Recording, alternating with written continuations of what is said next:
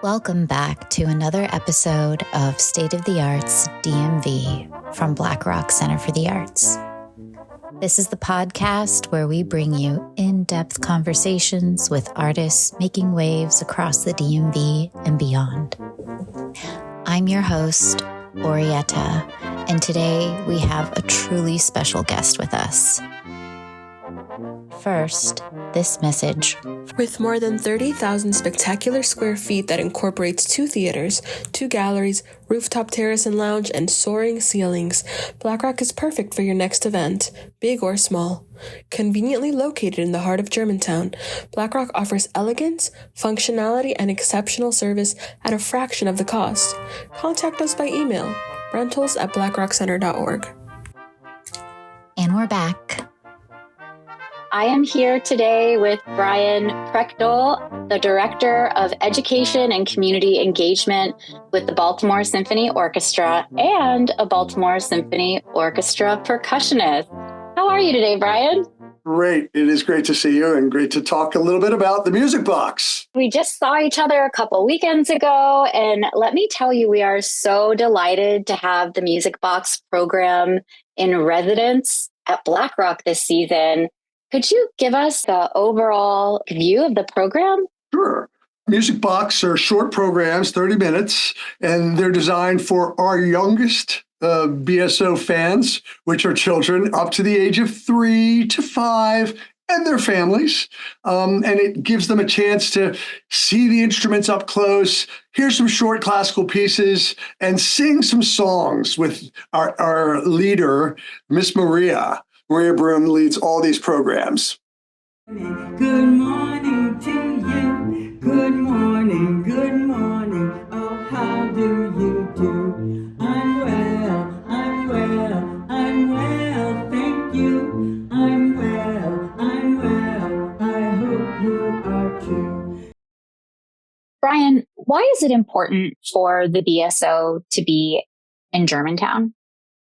Well, as you probably know, our second home is in Montgomery County at Strathmore. And so we really want to serve the Montgomery County community. And we looked all around Montgomery County. And then when we found Black Rock Center for the Arts, we just knew that this was a place that was a perfect location to bring Music Box. So we really wanted to be there. We wanted to develop a relationship, not only with all of you that work at Black Rock, but with all the families that come there and want their children to have artistic experiences.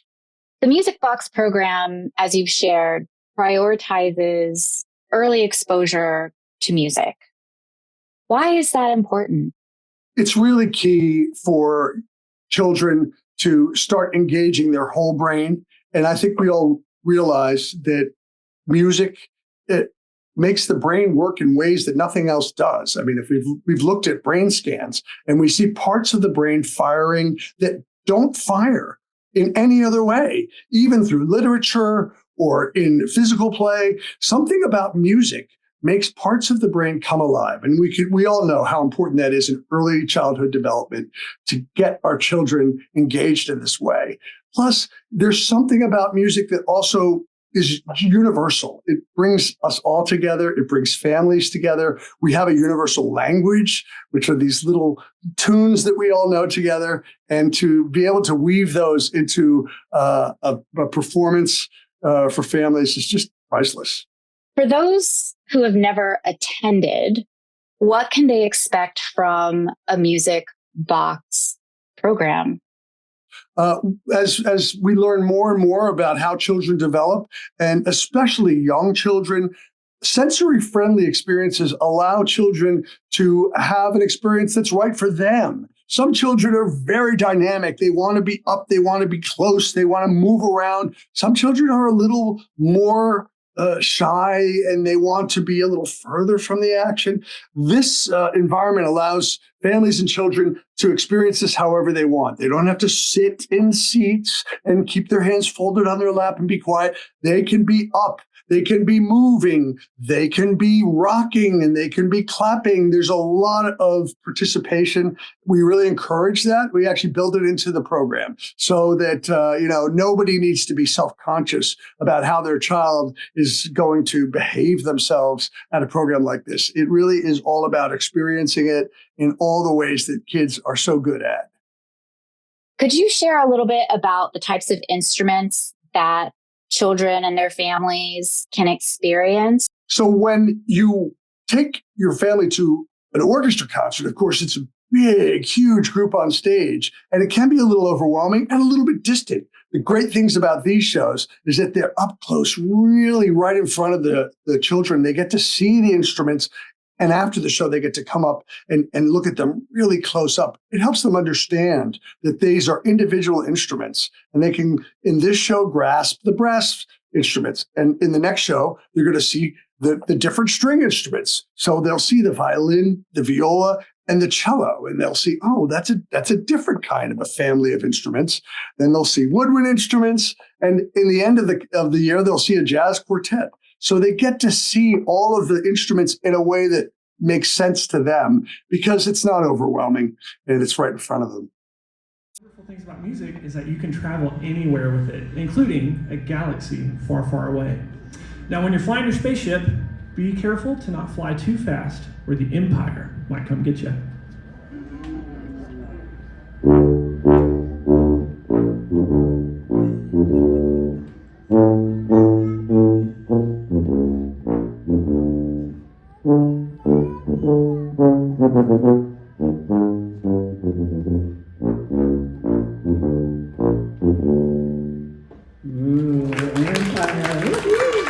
Thank you, Mr. Zach.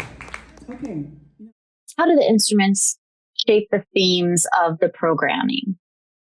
I think that the instruments all do have a little bit of sort of a character, and we try to shape the character of the show to the instruments.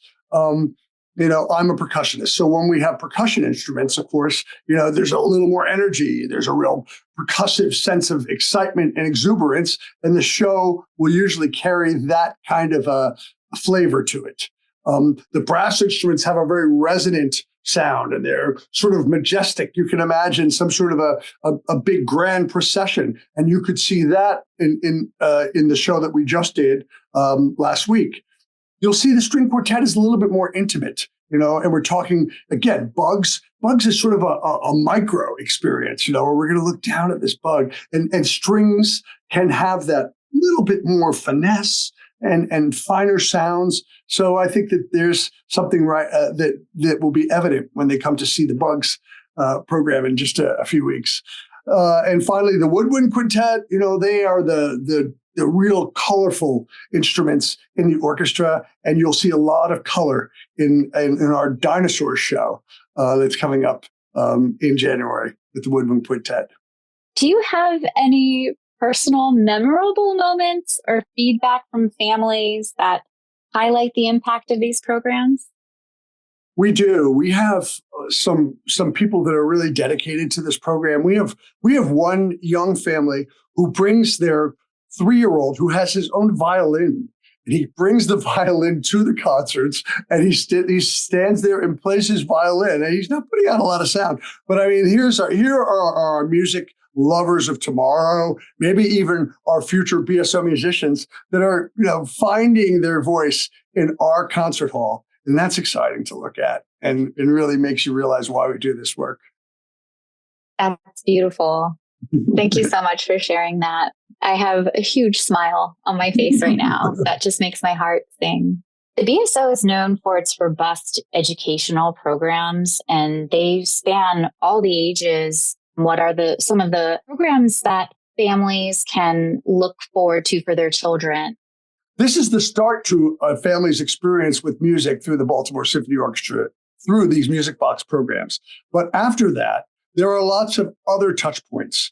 The family concerts that we offer is another one. We actually have 4 different midweek education concerts where we bus lots and lots of kids into Meyerhoff Symphony Hall. This is the first place I ever saw an orchestra, was one of these family concerts. And I got excited about the possibility of playing an orchestra by watching an orchestra up in Hartford, Connecticut. So my heart is really with this work. Out of those programs, we do 2 family concerts. We've got one coming up on October 26th. It's a big Halloween celebration called Play Me a Ghost Story, and the whole orchestra will be dressed up, and we encourage all of the families to come dressed in costumes, and then we'll have a trunk or treat afterwards. That's a really fun family event.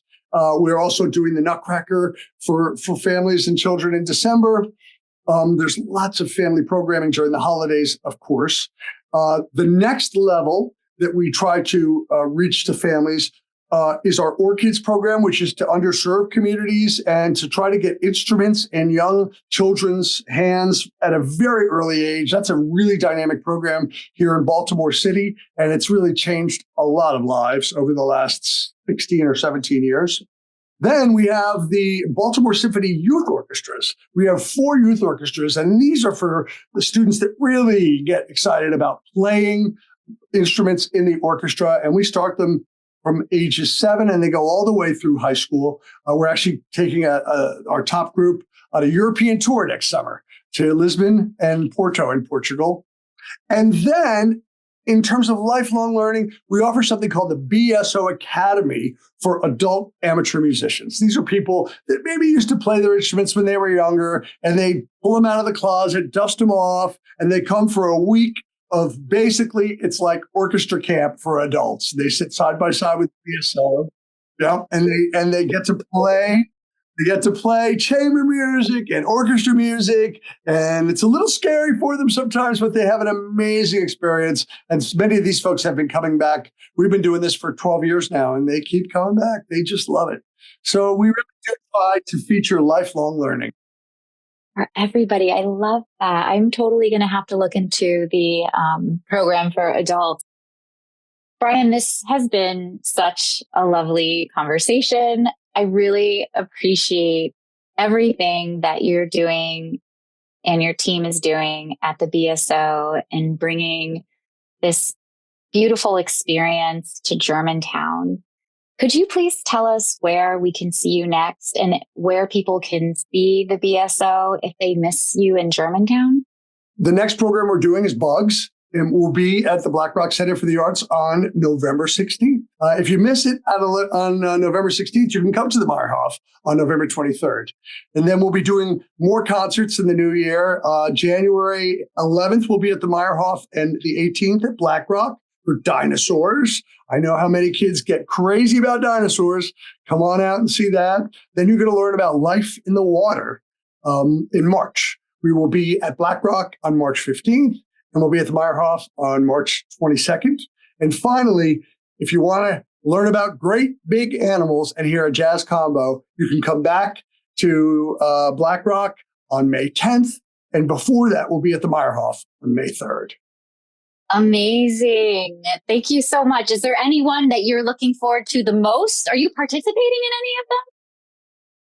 I played last year. We did the first show last year with the percussion group, but I'm at every show, of course. I get to talk to everybody before the concerts. I will have to say that probably the dinosaur show is one that I'm really looking forward to, just because, when my kids grew up, boy, dinosaurs was kind of everything in our house. And so that's very, sort of reminiscent of raising my own children. So I'm looking forward to that. But these are all great programs. You can't go wrong with any of them. So I hope you guys come on out, bring your families. You're going to love every one of these. Lovely. Final question. And I hope it doesn't put you on the spot too much, but I always like to ask people, especially when I'm speaking to fellow musicians or music lovers, what are you listening to right now? What should we be listening to? What's on your playlist? Give us a little taste of what Brian likes to listen to. Yeah, I listen to so many different things. I listen to classical music sometimes. I listen to Billie Eilish. I listen to U2. I listen to Pink. My listening habits are kind of all over the map, but I love music that makes me feel alive and makes me feel the joy of life. So if you can find that in any genre of music, I think it is worth your time and will make us all live longer. Brian Prechtl, Director of Education and Community Engagement and BSO percussionist. Thank you so much for joining us on State of the Arts DMV from Black Rock. Great to talk to you.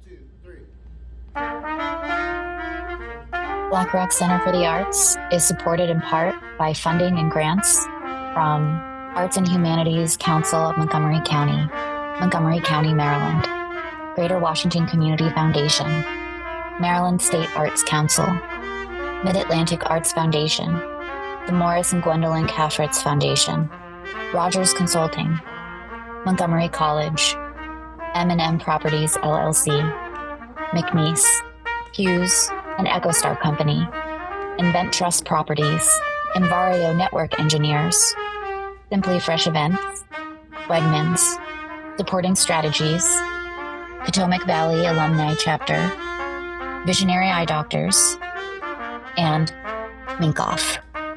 As always, stay connected with us on social media at Black Rock Center. Thanks for tuning in, arts lovers. We'll catch you on the flip side.